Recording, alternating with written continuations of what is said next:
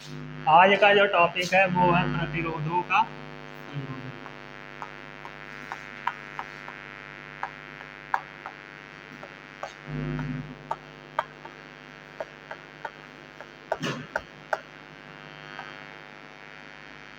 तुम लोगों को याद होगा मैं इसके पहले पढ़ाया था संधारित्रों का संयोजन, पिछले चैप्टर में पढ़ाया था कि नहीं? सेम वही है, बस वहाँ धारिता का फार्मूला लगाते थे C बराबर क्यू बाई वी। यहाँ पे ओम का नियम लगाना होगा, V बराबर I इंटू आर। ठीक है ना? तो देखो प्रतिरोधों का संयोजन तीन तरीके से होता है, लेकिन हमको पढ़ना है दो तरीके से। अब दो तरीके का संयोजन पढ़ोगे तो ऐसा नहीं है कि तीसरे तरीके का नहीं पूछेगा, उसका भी पूछेगा। ठीक है ना? तो पहले प्रतिरोधों के संयोजन में दो संयोजन पढ़ लो, उन्हीं दोनों संयोजन को मिक्स करके तीसरा संयोजन बनाया जाता है। ठीक है ना? कुछ श्रेणी क्रम रहेगा, कुछ समांतर क्रम रहेगा। दो संयोजन रहेगा, श्रेणी क्रम संयोजन और समांतर क्रम संयोजन। उसके अलावा एक मिश्रित क्रम संयोजन होता है जो श्रेणी और समांतर का मिक्स होता है। ठीक है ना? तो उसका फार्मूला बनाना चाहोगे तो बनेगा, लेकिन एक फिक्स फार्मूला नहीं बन पाएगा जल्दी। ठीक है ना? क्योंकि कभी भी श्रेणी क्रम समांतर क्रम अलग अलग तरीके से जोड़ सकता है, ये हमेशा एक जैसे थोड़ी श्रेणी क्रम समांतर क्रम को मिक्स कर पाओगे। ठीक है? तो मुख्य कितने संयोजन पढ़ने हमको? दो। पहला संयोजन है श्रेणी क्रम संयोजन। पहला संयोजन है श्रेणी क्रम संयोजन। ठीक है ना? इसके बाद दूसरा हम पढ़ेंगे समांतर क्रम संयोजन, जिसे पार्श्व क्रम संयोजन के नाम से भी जानते हैं। तो पहले इसको खत्म करते हैं। श्रेणी क्रम संयोजन में होता क्या है देखो, श्रेणी क्रम संयोजन में हम प्रतिरोधों को जोड़ेंगे, क्योंकि हमको पढ़ना है ना प्रतिरोधों का संयोजन। तो प्रतिरोध को प्रदर्शित किस प्रकार करते हैं?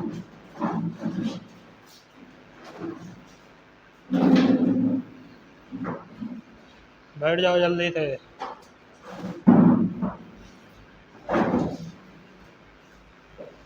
बैठ गया ना? अब नहीं खटर पटर होगा।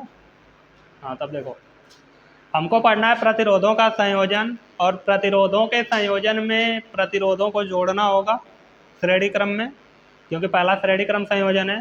तो प्रतिरोधों को जोड़ने के लिए उनको प्रदर्शित कैसे करते हैं ये पता होना चाहिए ना। तो प्रतिरोध को किस प्रकार बनाते हैं?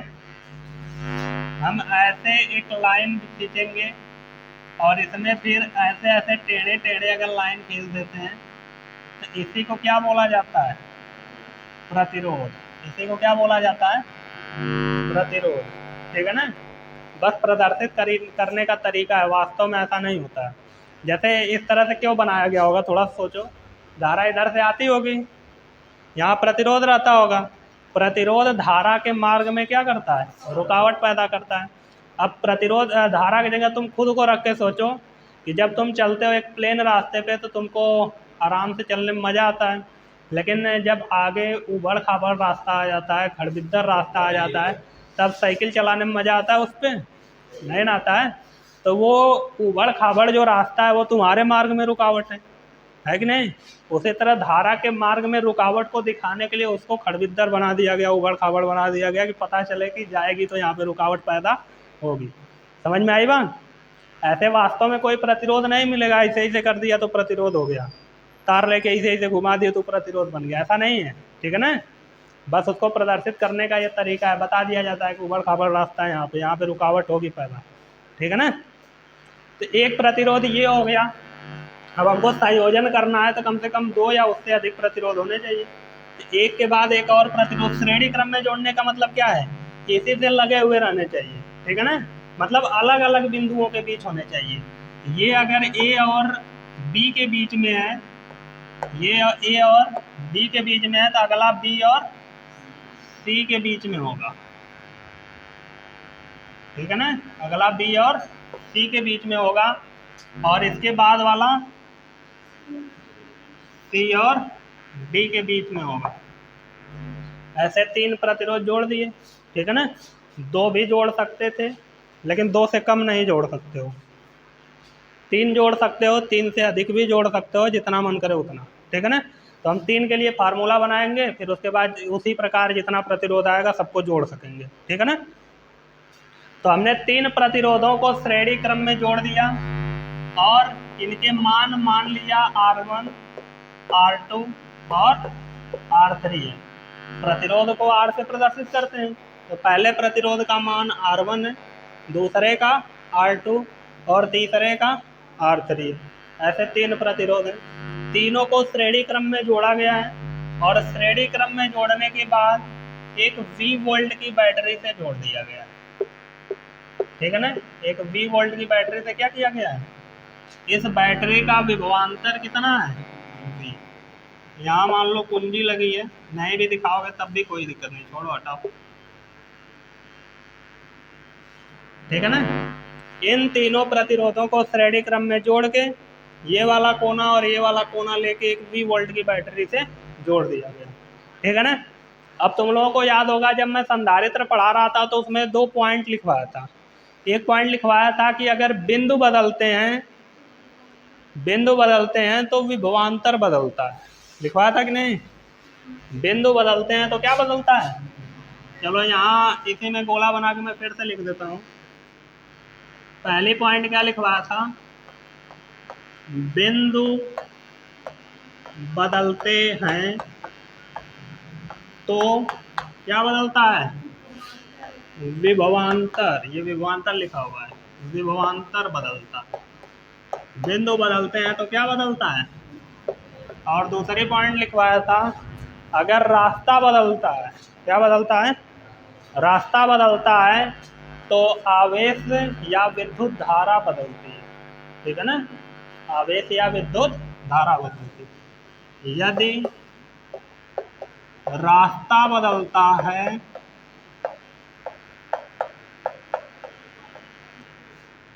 तो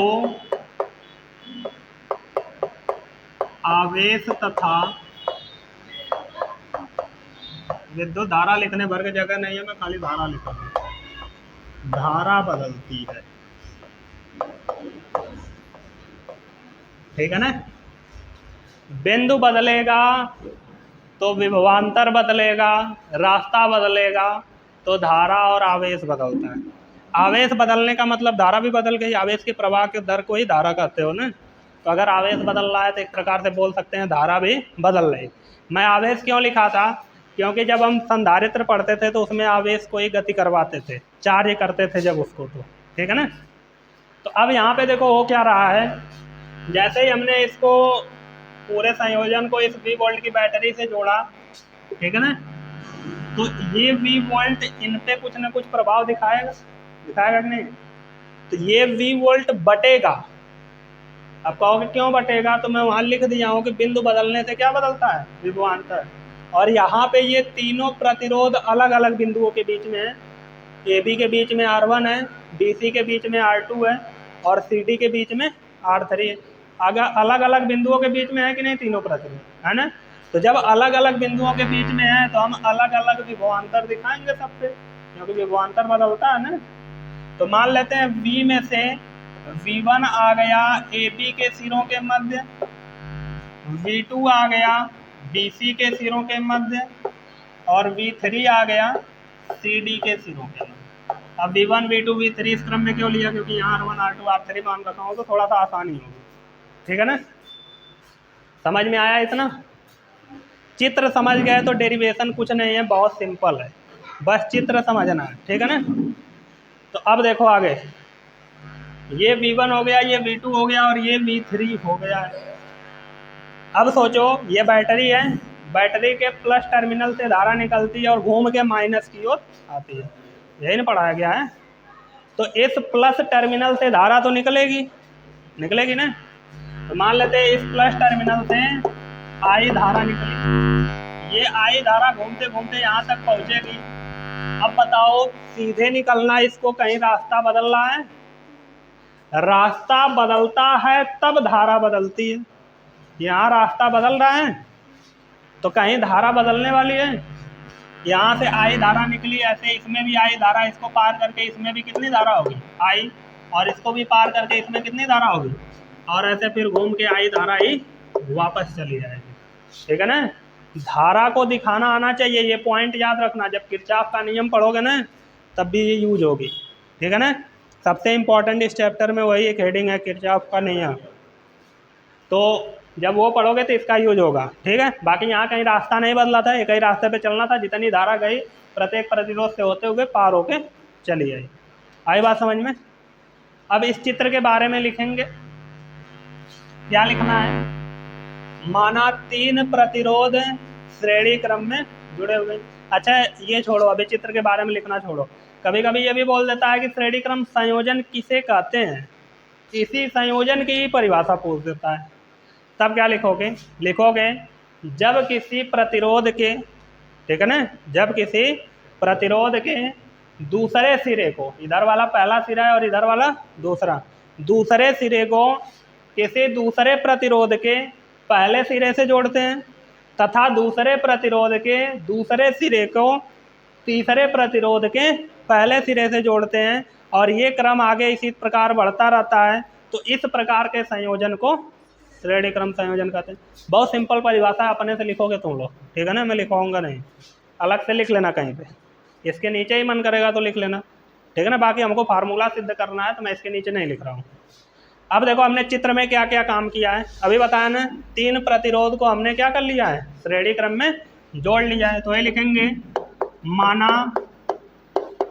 3 प्रतिरोध, माना 3 प्रतिरोध श्रेणी क्रम में जुड़े हुए हैं, श्रेणी क्रम में जुड़े हुए हैं, जिनके मान क्रमशः R1, R2 और R3 हैं, R1, R2 और R3 हैं, ठीक है ना। प्रत्येक के सिरों के मध्य विभवांतर V1, V2, V3 है। प्रत्येक के सिरों के मध्य विभवांतर V1, V2 और V3 है, ठीक है ना। तथा प्रत्येक में प्रवाहित धारा, तथा प्रत्येक प्रतिरोध में, ऐसे लिख दो अच्छा रहेगा, प्रत्येक प्रतिरोध में प्रवाहित धारा आई है, तथा प्रत्येक प्रतिरोध में प्रवाहित धारा कितनी है, आई है। चित्र के बारे में हो गया, और कुछ तो बनाया नहीं गया चित्र में, जितना किया गया था उतना लिख दिया गया। इसमें किसी को दिक्कत लग रही है तो बोलो, ठीक है ना। ये पेपर ऊपर में जब क्वेश्चन पूछता है तो लिखना पड़ता है, ठीक है ना। और ये 12 वालों को अपने से लिखना आना चाहिए, बाकी अभी शुरुआत है कुछ लोगों की, तो मैं फिर से लिख रहा हूँ, नहीं तो नहीं लिखता, ठीक है ना। ये लिखने की आदत डाल लो, धीरे धीरे मैं ख़त्म कर दूंगा लिखना, अपने से लिखना पड़ेगा। बहुत कठिन चीज़ थोड़ी है कि अपने ज़बरदस्ती ख़त्म कर रहा हूँ, आसानी है ना। अब देखो इसके बाद हम लोग लगाएंगे ओम का नियम। किसका नियम, हाँ, ओम के, साइंटिस्ट का नाम है, अच्छे से लो, ओम का नहीं, ओम के नियमानुसार,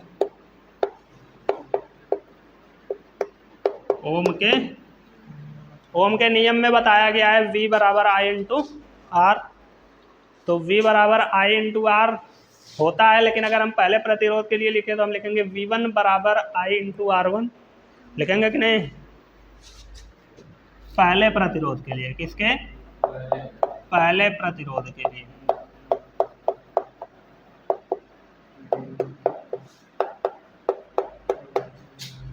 V1 बराबर हो जाएगा I R1, समीकरण नंबर 1। V1 बराबर हो जाएगा I R1, समीकरण नंबर 1। अब दूसरे प्रतिरोध के लिए लिखते हैं,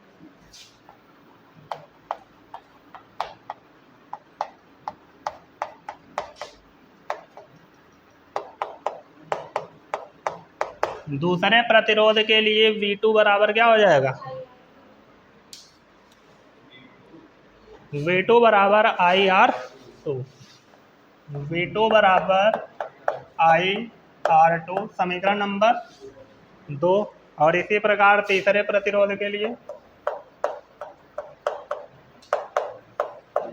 तीसरे प्रतिरोध के लिए V3 बराबर हो जाएगा समीकरण नंबर 3, समीकरण नंबर 3 V3 बराबर IR3। ठीक है ना। अब तीनों समीकरण को जोड़ लेते हैं। समीकरण 1 प्लस समीकरण 2 प्लस समीकरण 3। समीकरण 1 में है V1, समीकरण 2 में है V2 और समीकरण 3 में है LHS को जोड़ लिए। अब RHS को जोड़ो, IR1, देखो डायरेक्ट करते हैं, सब में I कॉमन मिल रहा है, कॉमन ले लो तो क्या हो जाएगा R1 plus R2 plus R3, समीकरण नंबर 4, समीकरण नंबर 4। अब चूंकि चित्रानुसार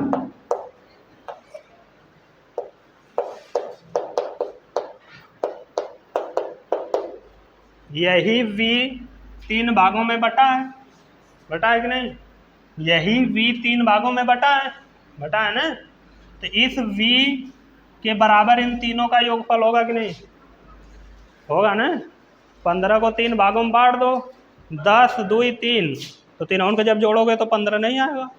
वही चीज़ है, V को 3 भागों में बांटे तो तीनों जोड़ दो, वापस V मिल जाएगा। मतलब हम कह सकते हैं V1 plus V2 plus V3 बराबर V, कह सकते हैं ना।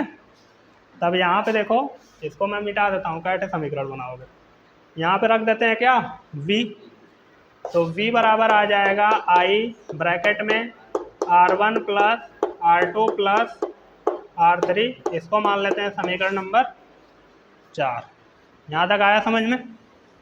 अब हम क्या करेंगे, अब हम एक ऐसे परिपथ की कल्पना करेंगे जो ये इतना मिल के कर रहे हैं तीनों प्रतिरोध, उसमें कोई एक ऐसा प्रतिरोध लगा देंगे वो अकेले इतना काम कर दे। ठीक है ना।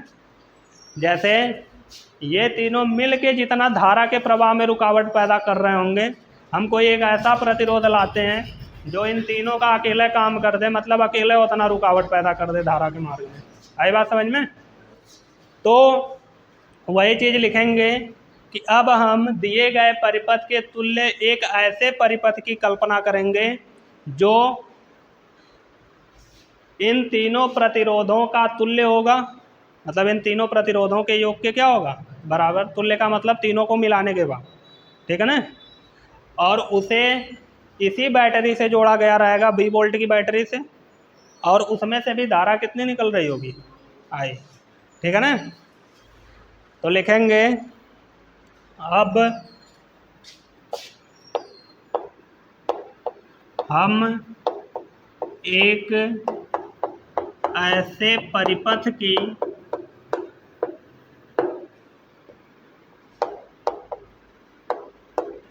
कल्पना करेंगे जिसमें R1 R2 और R3 के तुल्य एक प्रतिरोध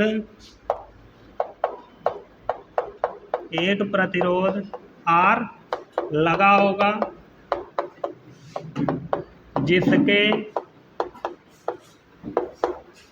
सिरों के मध्य विभवांतर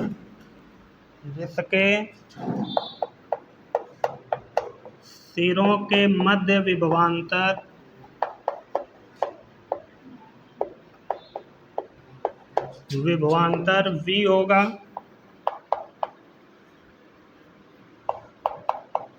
और धारा I प्रवाहित होगी। ठीक है ना।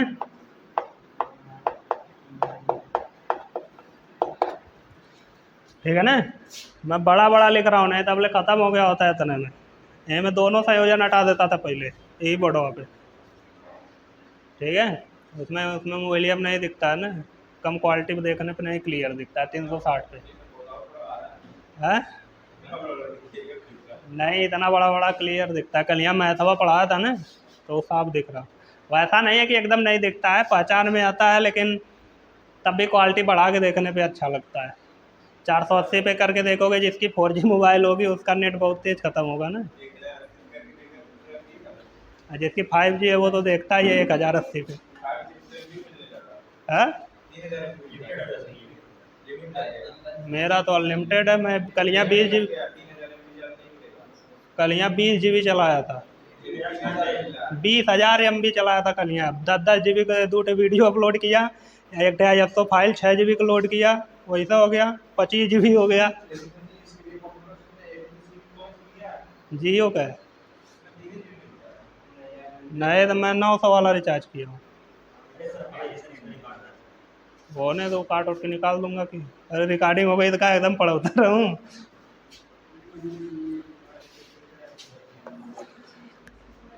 अगर ये चीज़ न लिखनी हो है हिंदिया, तो ये डेरिवेशन क्या लाइन का है, देखो एक लाइन ये है, तीनों मिला के एक लाइन, ये 2 3 लाइन इतना किया गया है। अभी कुछ ज़्यादा इसमें कैलकुलेशन किया गया है नहीं ना। है चित्र के बारे में लिखा गया है और ओम का नियम लगा के 3 समीकरण बना के बस उसी को जोड़ के ये रखा गया है, और कुछ खास किया गया इसमें, खाली देखने में खूब बड़ा लिखा गया है, क्योंकि बोर्ड का पेपर देना है ना, कंपटीशन में नहीं बैठना है कि कहीं कर दो काम चल गया समझा दिया। कंपटीशन में यही होता है ना कि चीज़ें छोटी क्यों लगती हैं, क्योंकि आए जो इतना 5 लाइन है तो 5 लाइन है तो लिखा गया, ये नहीं लिखना होता है, केवल समझने से मतलब होता है, सवाल लगाने से मतलब होता है। तो ये सब चीज़ें लिखनी आनी चाहिए अगर अच्छा नंबर चाहिए तो। 90-95% कैसे लाते हैं, सब लिखते हैं तभी ना आता है, कि कैसा हूँ लिख के आ गए बस फार्मूला आ गया तुमको पूरा नंबर दे देगा, कुछ लिखो ही मत, डायरेक्ट फार्मूला 4-5 लाइन में सिद्ध कर दो। तो अब देखो हमने क्या किया है, एक ऐसे परिपथ की कल्पना कर रहे हैं जिसमें इन तीनों का तुल्य एक प्रतिरोध R लगा होगा, ठीक है ना। एक प्रतिरोध क्या लगा होगा R, जिसके सिरों के मध्य विभवांतर V होगा जो उसमें था, और धारा I प्रवाहित हो रही होगी। मतलब तीनों के तुल्य ऐसा एक परिपथ लिया गया है और इसमें एक प्रतिरोध R लगा हुआ है, और ये उन तीनों का मिला के अकेला है, ठीक है ना। और इसे भी एक V वोल्ट की बैटरी से जोड़ा गया है, और इसमें से भी धारा कितनी निकल रही है I, ठीक है ना। ये प्लस टर्मिनल है और ये माइनस, इसके सिरों के मध्य विभवांतर अकेला है V होगा, दो रहता तब ना बढ़ता, अकेला है तो V होगा। तो यहाँ से अगर हम ओम का नियम लगाएं तो क्या आएगा,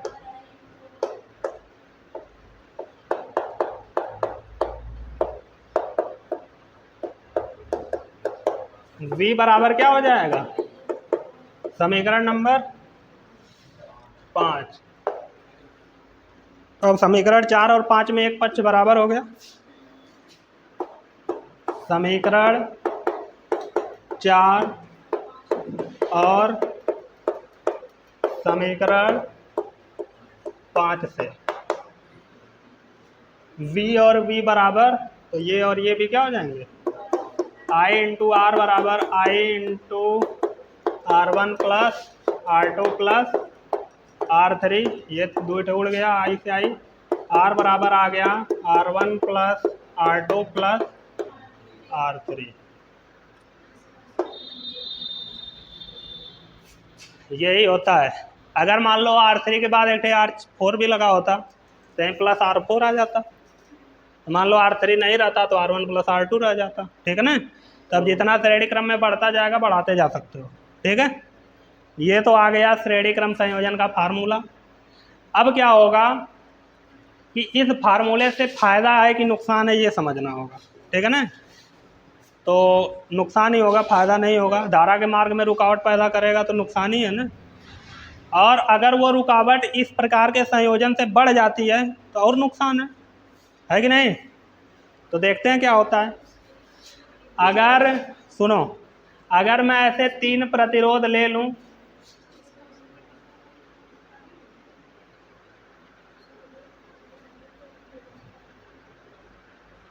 ये 2 ओम हो जाए, प्रतिरोध का मात्रक ओम होता है, ऐसे प्रदर्शित करते हैं। ये 5 ओम हो जाए और ये 3 ओम हो जाए, ठीक है ना। ये ए है, यहाँ पे बी है, यहाँ पे सी है, और यहाँ पे रास्ता तो कहीं बदल नहीं रहा है, श्रेणी क्रम ही है। तो इन तीनों का अगर तुल्य निकाला जाए तो क्या आया, R1 R2 R3 था, तीनों जुड़ गया ना। R1 की जगह 2 है, R2 की जगह 5 है, और R3 की जगह, तीनों को जोड़ोगे तो 10 ओम आ गया।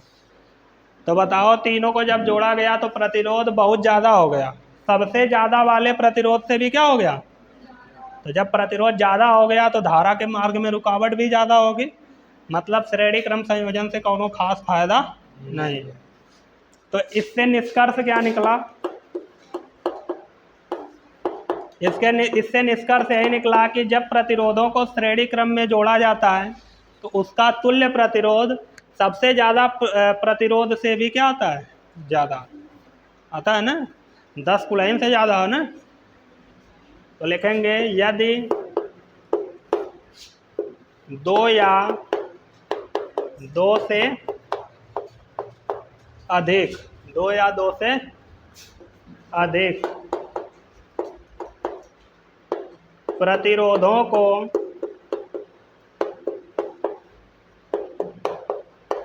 श्रेणी क्रम में जोड़ा जाता है तो उनका तुल्य प्रतिरोध सबसे ज़्यादा प्रतिरोध से भी